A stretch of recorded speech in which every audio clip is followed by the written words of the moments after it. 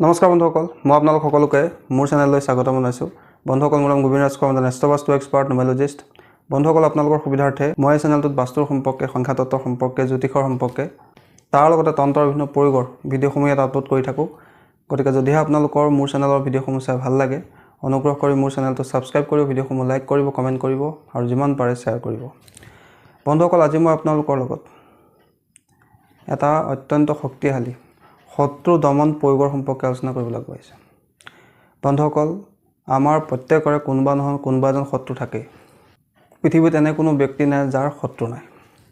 প্ৰত্যেকৰে নিজৰ কৰ্মস্থানত, নিজৰ পৰিয়ালৰ মাজত, নিজৰ বন্ধুৰ মাজত গুপ্ত শত্ৰু লুকাই থাকে আৰু সুবিধা পালে তেওঁলোকে অপকাৰ কৰিবলৈ চেষ্টা কৰে।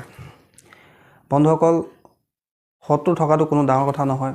প্ৰত্যেকৰে শত্ৰু থাকে, কিন্তু যদি শত্ৰুৱে আপোনাক প্ৰত্যেকটো কামতে আমনি কৰিবলৈ লয়, ঘৰ পৰিয়ালৰ ক্ষতি কৰিবলৈ লয়, প্ৰত্যেকটো কামতে শত্ৰুৱে আপোনাক বাধা দিবলৈ চেষ্টা কৰে, আপোনাৰ মিছা বদনাম গাই ফুৰে, সকলো ক্ষেত্ৰৰ পৰা আপুনি শত্ৰুৰ বিৰোধিতাৰ সন্মুখীন হয়, শত্ৰুৰ কাৰণে আপোনাৰ জীৱনৰ সংকট নামি আহে, তেনে ক্ষেত্ৰত শত্ৰু দমনৰ উপায় কৰাৰ প্ৰয়োজনীয়তা থাকে। তন্ত্ৰশাস্ত্ৰত শত্ৰু দমনৰ বিভিন্ন উপায় আছে। ইয়াৰ বহুতো উপায়ৰ সম্পৰ্কে মই অলৰেডি আপোনালোকৰ লগত আলোচনা কৰিছোঁ। আজি মই আপোনালোকক যিটো শত্ৰু দমনৰ উপায় সম্পৰ্কে ক'ম, এই উপায়টো কিন্তু আপোনালোকে ভাবি চিন্তি কৰিব, কিয়নো এইটো এটা অত্যন্ত শক্তিশালী কালিকা তন্ত্ৰৰ। এই শত্ৰু দমন প্ৰয়োগটো কিন্তু অত্যন্ত পাৱাৰফুল প্ৰয়োগ। যধে মধে কাৰোবাৰ ওপৰত এই প্ৰয়োগটো কৰি নিদিব। তাৰ পৰিৱৰ্তে যদি সঁচাকৈয়ে আপুনি শত্ৰুৰ দ্বাৰা পীড়িত হৈ আছে, শত্ৰুৱে আপোনাক বাৰে বাৰে আমনি কৰি আছে, সেই ক্ষেত্ৰত আপোনালোকে এই প্ৰয়োগটো কৰিব পাৰে। কিন্তু যদি আপোনালোকে কাৰোবাৰ ৰং চাবৰ কাৰণে এই প্ৰয়োগটো কৰিবলৈ যায়, আপোনাৰ কিন্তু নিজৰ ক্ষতি হ'ব। বন্ধুসকল, এইটো এটা অত্যন্ত শক্তিশালী প্ৰয়োগ। যদি আপোনাৰ চাৰিওফালৰ পৰা শত্ৰুৱে আমনি কৰি আছে, শত্ৰুৰ পৰা আপুনি নিস্তাৰ পোৱা নাই, শত্ৰুৰ পৰা সুৰক্ষা লাভৰ কাৰণে, শত্ৰুৰ পৰা মুক্তি লাভ কৰাটো আপুনি বিচাৰিছে, তেন্তে আপোনালোকে এই প্ৰয়োগটো কৰিব পাৰে। কি কৰিব লাগে বন্ধুসকল? আপোনালোকে, মই এটা স্ক্ৰীণত মন্ত্ৰ দিছোঁ, এই মন্ত্ৰটো আপোনালোকে পোনপ্ৰথমে কোনোবা শনিবাৰৰ দিনা ভালকৈ মুখস্থ কৰি ল'ব। আৰু যিদিনাখনি মন্ত্ৰটো মুখস্থ কৰিব, অনুগ্ৰহ কৰি সেইদিনা আপোনালোকে কোনো ৰাগিয়াল বস্তু, মদ, ভাং ইত্যাদিবিলাক নাখাব, বা মাছ, মাংস, ডিম এই আমিষ খাদ্য পৰিহাৰ কৰিব। বন্ধুসকল, মন্ত্ৰটো মই স্ক্ৰীণত দি দিছোঁ। মন্ত্ৰটো হৈছে, বন্ধুসকল, এই মন্ত্ৰটো য'ত আমুকং লেখা আছে তাতে আপোনালোকে শত্ৰুৰ নাম ল'ব। মুখস্থ কৰোঁতে আমুকং বুলিয়েই ক'ব, কিন্তু যেতিয়া আপোনালোকে প্ৰয়োগটো কৰিব সেই সময়ত আপোনালোকে আমুকঙৰ ঠাইত শত্ৰুৰ নাম ল'ব। শনিবাৰ দিনা ভালকৈ এই মন্ত্ৰটো মুখস্থ কৰি ল'ব। আপোনালোকে যিদিনাখনি মুখস্থ কৰে নিৰামিষ আহাৰ গ্ৰহণ কৰিব বা কোনো ধৰণৰ ৰাগিয়াল বস্তু নাখাব। তাৰপিছত আপোনালোকে কোনো মঙলবাৰৰ দিনা এই প্ৰয়োগটো কৰিবলৈ আৰম্ভ কৰিব। তাৰ কাৰণে আপোনালোকে 3টা নেমু গোটাই ল'ব। গোল নেমু 3টা আপোনালোকে গোটাই ল'ব। এই গোল নেমু কেইটাত প্ৰত্যেকটোতে শত্ৰুৰ নাম লিখিব, শত্ৰুজনৰ নাম লিখিব, সম্পূৰ্ণ নাম লিখিব। ৰঙা কলমেও লিখিব পাৰে, ক'লা কলমেও লিখিব পাৰে, আৰু নেমুকেইটা অকণমান হালধীয়া হ'লে বেছি ভাল। তাৰপিছতে প্ৰত্যেকটো নেমুতে এই মন্ত্ৰটো 7 বাৰকৈ পঢ়ি, প্ৰত্যেকটো নেমুতে এই মন্ত্ৰটো শত্ৰুৰ নাম লৈ 7 বাৰকৈ পঢ়ি 7টা ফু দিব। আৰু এই প্ৰক্ৰিয়াটোকে আপোনালোকে 3টা নেমুৰ ক্ষেত্ৰতে কৰিব, অৰ্থাৎ প্ৰত্যেকটো নেমুতে 7 বাৰ এই মন্ত্ৰটো পঢ়ি 7টা ফু দিব আৰু লগতে শত্ৰুৰ নামটোও ক'ব। তাৰপিছতে এখন চুৰি ল'ব। চুৰি লৈ এই নেমুকেইটা আপোনালোকে প্ৰত্যেকটো নেমু 4 টুকুৰা কৰিব।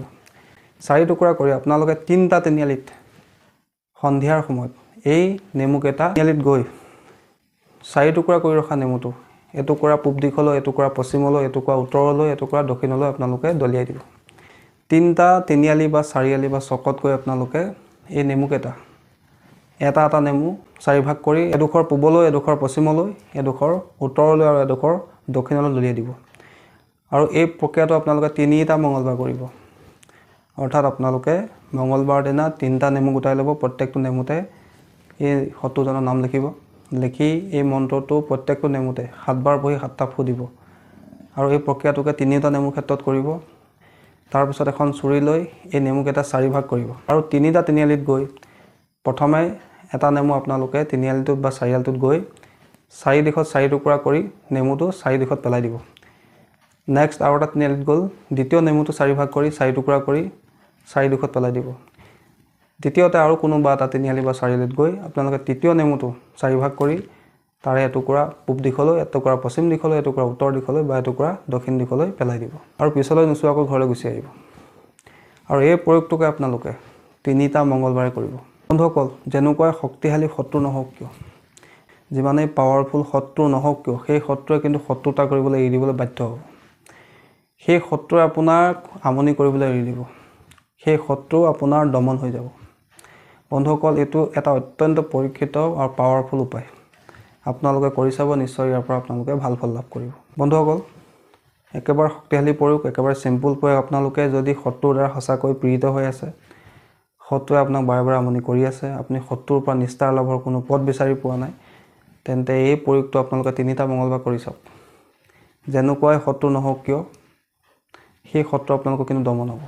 একেবাৰে পৰীক্ষিত উপায়। আপোনালোকে সম্পূৰ্ণ বিশ্বাস ৰাখি, ঈশ্বৰৰ প্ৰতি আস্থা ৰাখি প্ৰয়োগটো কৰি চাব, নিশ্চয় আপোনালোকে ইয়াৰ পৰা ভাল ফল লাভ কৰিবই কৰিব। বন্ধুসকল, আশা কৰিছোঁ আজি আপোনালোকৰ এই শত্ৰু দমনৰ প্ৰয়োগটোৰ সম্পৰ্কে জানি ভাল লাগিলে। যদি ভাল লাগিলে অনুগ্ৰহ কৰি ভিডিঅ'টো লাইক কৰি দিব, কমেণ্ট কৰিব আৰু মোৰ চেনেলটো ছাবস্ক্ৰাইব কৰিব। ধন্যবাদ।